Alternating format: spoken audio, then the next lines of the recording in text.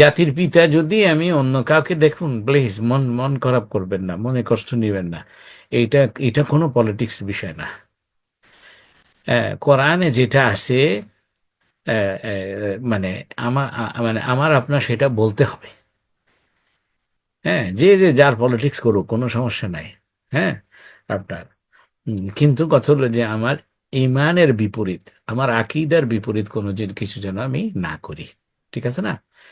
এই, আপনার মনে করেন যে কারো কাছে গেলেন, যেমন আমার মানে মাঝে মাঝে এরকম হয়, আপনার মনে করেন যে নন মুসলিমদের, ধরেন হিন্দু বা খ্রিস্টান বা জুরা, ওরা তাদের কিছু প্রোগ্রামে মাঝে মাঝে আমাকে ইনভাইট করে। তো যে ইসলাম সম্পর্কে কিছু বলার জন্য, তখন আমি মেক শিওর করি যে দেখুন, আমি কোনো ডিবেট করতে চাই না। আমি শুধুমাত্র, আপনি যদি জেনুইনলি, আপনারা যদি সিনসিয়ারলি জানতে চান ইসলাম কি বলে, কোরআন কি বলে, এবং আমাদের প্রফেটের সুন্নাহ থেকে আমরা কি পাই, আমি শুধু আপনাদেরকে এটা বর্ণনা করব। এইটা কাউকে আঘাত করার জন্য নয়। এখন আপনার উপরে থাকবে এটা, আপনি মানবেন কি মানবেন না, কেন আমি সেখানে আহ, আমার দায়িত্ব না এটা। রসুল সাল্লাল্লাহু আলাইহি ওয়াসাল্লাম কেউ পর্যন্ত এই দায়িত্ব দেয় নাই।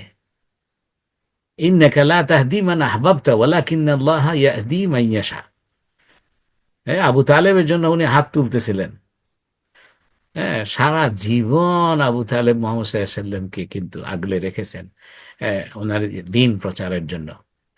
কিন্তু ঈমান কবুল হয় নাই তার। এই শেষ মুহূর্তে মৃত্যু সজ্জায় আল্লাহর কাছে হাত তুলতে নিয়েছেন, আল্লাহ এটা পছন্দ করেন নাই। সাথে সাথে আল্লাহ এই আয়াতটা নাজিল করেছেন যে খবরদার, আপনি আবু তালেব সম্পর্কে দোয়া করবেন না। কেন? রাসূল সাল্লাল্লাহু আলাইহি ওয়াসাল্লাম দোয়া করলে কবুল হয়ে যাবে। হ্যাঁ, কেন? আমি তার জন্য হেদায়েত রাখি নাই। আল্লাহ বলতেছেন ইন্নাকা লা তাহদি মান আহবাবতা। এই যে আপনি কাউরে ভালোবাসলেই হেদায়েত হয়ে যাবে, এটা মনে করিয়েন না। পক্ষান্তরে আমি ওয়ালাকিন্নাল্লাহ ইয়াহদি মান ইয়াশা, হেদায়েতের মালিক হচ্ছে আল্লাহ রাব্বুল আলামিন। তো এই জন্য, হ্যাঁ, আমি আশা করি আপনার প্রশ্নের উত্তর পাচ্ছেন কিনা, দেখুন তো হেল্প হচ্ছে কিনা।